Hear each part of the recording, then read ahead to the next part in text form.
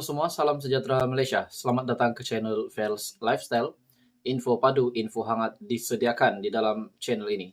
Tuan-tuan dan puan-puan, setelah kita dikejutkan dengan banyak berita, banyak cakap-cakap tentang ekonomi merudum, dan ada beberapa menteri tidak menjalankan tugas dengan baik, dan banyak pemimpin-pemimpin, terutamanya dari pembangkang yang mengkritik kerajaan hari ini.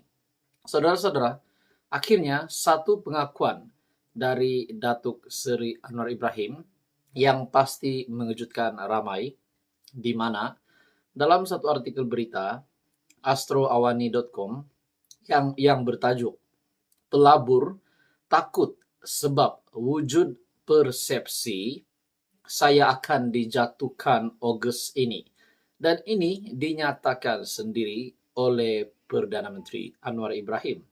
Nah, saudara-saudara, sebelum ini kita juga pernah dikejutkan, pernah digemparkan berkaitan dengan konspirasi ataupun kabar angin untuk menjatuhkan Anwar. Tapi akhirnya konspirasi itu dijawab dengan dan akhirnya kerajaan perpaduan pimpinan Datuk Seri Anwar Ibrahim tetap teguh. Namun artikel ini bagi saya satu tajuk yang isu ataupun topik yang panas, pelabur. Takut sebab wujud persepsi saya akan dijatuhkan Ogos ini, kenyataan dari Perdana Menteri. Wujudnya persepsi bahwa kerajaan perpaduan akan tumbang pada Ogos ini telah menyebabkan para pelabur asing takut untuk melabur di Malaysia. Jelas Perdana Menteri Datuk Seri Anwar Ibrahim. Walaupun kunjungan Menteri Pengangkutan Anthony Locke ke Hong Kong baru-baru ini dilihat positif. Namun, ada dalam kalangan pelabur memaklumkan masih melihat kestabilan kerajaan perpaduan selepas dakwaan beliau akan dijatuhkan. Ada orang kata, Ogos ini mungkin Anwar akan dijatuhkan, jadi pelabur tunggu Ogos dulu. Ada baiknya, yaitu pelabur lebih yakin dengan saya daripada mereka, pihak yang menyebarkan dakwaan kerajaan jatuh. Dia, pelabur, kata kalau Anwar masih memimpin dan kerajaan masih stabil, dia lebih yakin. Tetapi kalau ganti orang lain, dia tarik balik pelaburan.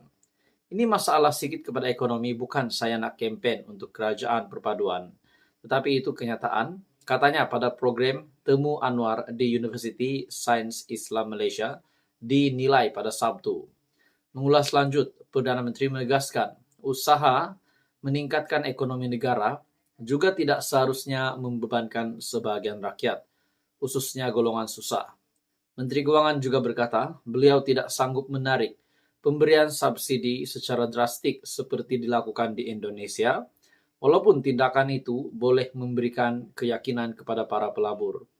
Kalau ikut Indonesia, dia kata subsidi elektrik diturunkan drastik, tetapi saya tak sanggup. Dan saya hanya turunkan bagi golongan kaya. Pelabur pula, mereka kirawang. Nampak Indonesia lebih berani turunkan subsidi. Jadi itu meyakinkan dan dia ingat political will. Tetapi fahaman saya pula, falsafah ekonomi tidak begitu.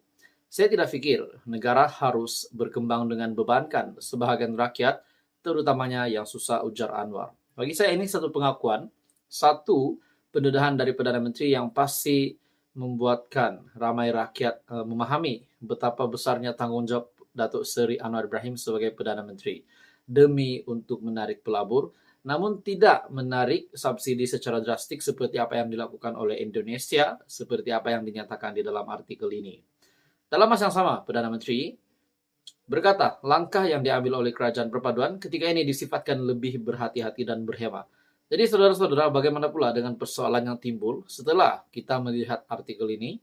Pelabur takut sebab wujud persepsi saya akan dijatuhkan Ogos ini, kata Anwar. Persoalannya, siapakah yang akan menjatuhkan Datuk Seri Anwar Ibrahim? Adakah PN akan menjadi kerajaan semula? Lagi-lagi pula kita menantikan pilihan raya di 6 negeri ini.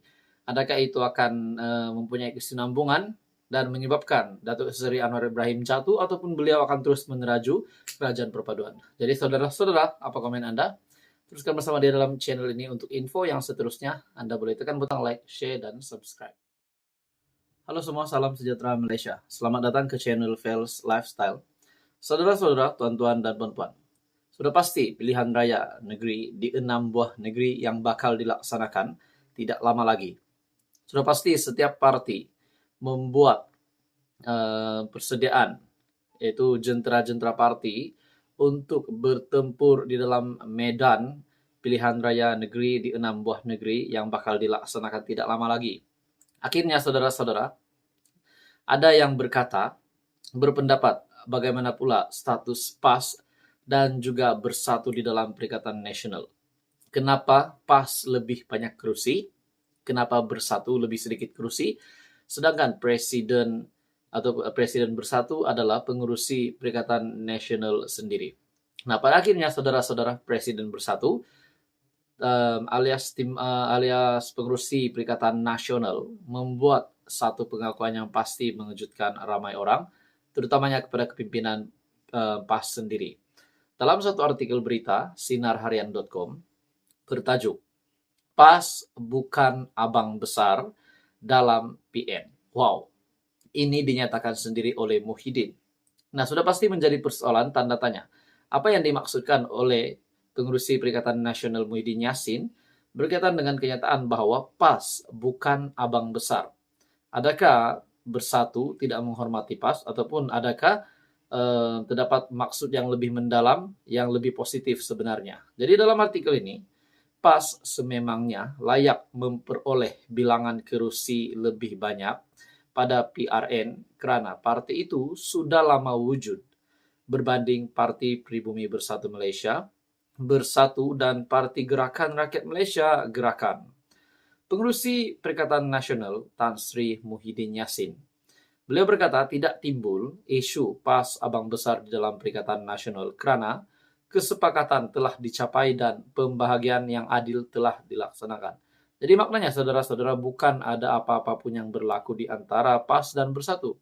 Namun memang itulah persediaan jentera Parti Perikatan Nasional, Gabungan Perikatan Nasional untuk berhadapan dengan pilihan raya negeri yang bakal dilaksanakan, di mana PAS lebih banyak kursi dipertandingkan.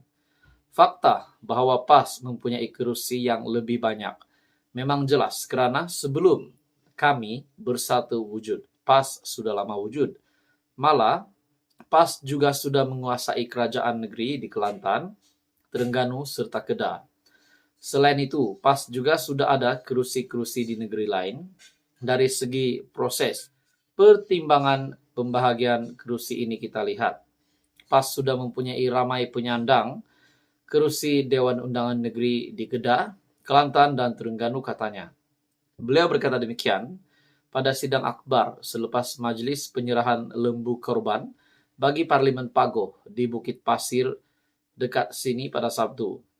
Muhyiddin yang juga ahli Parlimen Pagoh menambah, walaupun PAS memperoleh kelebihan lebih banyak kursi di Kelantan, Terengganu, dan Kedah, namun Bersatu juga mempunyai lebih kursi di Selangor, Negeri Sembilan, dan Pulau Pinang. Kita tidak panggil parti itu abang besar atau abang kecil. Saya Presiden Bersatu dan pengurusi PN yang disokong oleh PAS. Tidak kisah siapa yang memimpin asalkan mempunyai azam dan perjuangan yang sama di dalam PN. Jadi kita teringat pula dengan kabar angin bahwa sekiranya PAS meninggalkan PN dan bersama-sama dengan bersama-sama dengan Tun Dr. Mahathir, bagaimana pula status Perikatan Nasional tanpa PAS? Nah, itu pun pernah juga dibahas. Jadi saudara-saudara, tuan-tuan dan bapak semua, akhirnya itu pengakuan Muhyiddin yang pasti mengejutkan ramai. Jadi apa komen Anda saudara-saudara? Teruskan bersama di dalam channel ini untuk info yang seterusnya. Jangan lupa tekan butang like, share, dan subscribe.